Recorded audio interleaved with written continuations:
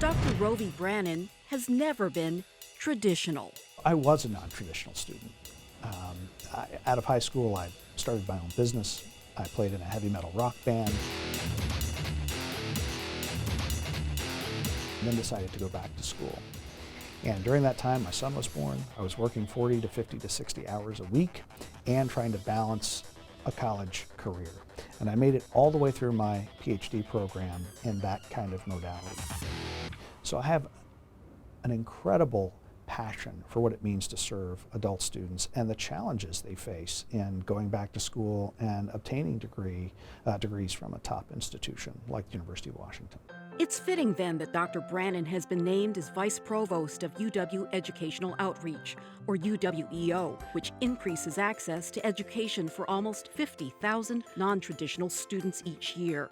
The total number of students in UWEO's programs more than doubles the number of students served by the University of Washington. It's truly a boundless spectrum of learners that we encompass.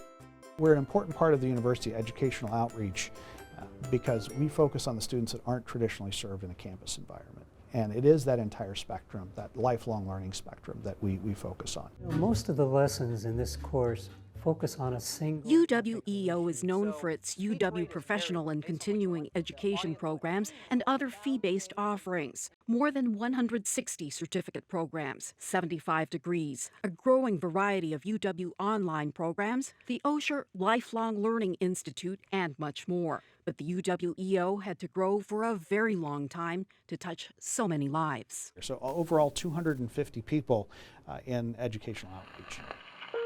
UWEO started more than a century ago in 1912 when UW President Thomas Kane asked Edwin A. Start to head a new UW Extension program. They shared the noble vision of providing the UW's rich resources and quality education with the entire state of Washington. For more than 100 years, UWEO has adapted to changing times, offering a wider variety of summer, night, and weekend classes and programs, nutritional and budgeting classes for families during the Great Depression, correspondence course by mail for soldiers across the globe in World War II, and women's studies programs in the 60s and 70s are just a few examples. As technology evolved, so did the programs. Correspondence courses were the norm for extending out into the state until UWEO started to offer distance learning courses by radio, then by television, and eventually the internet. So I love this. This is an example of an early technology we use. This is an actual assignment in psychology from 1927.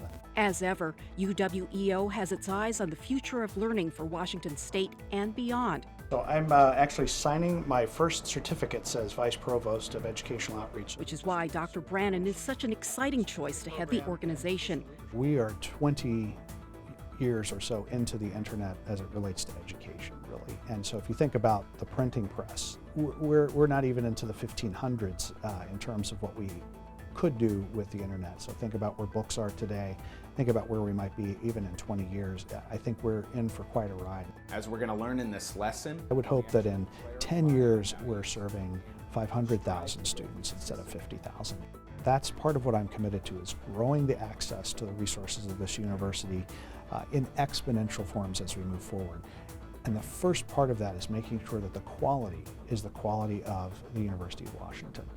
We cannot sacrifice quality for scale. That is not our goal or our mission. It's thinking of where we can find the and. And finally, welcome to the UW, Dr. Brannon. We're excited to see where the future of education in Washington is going to go next.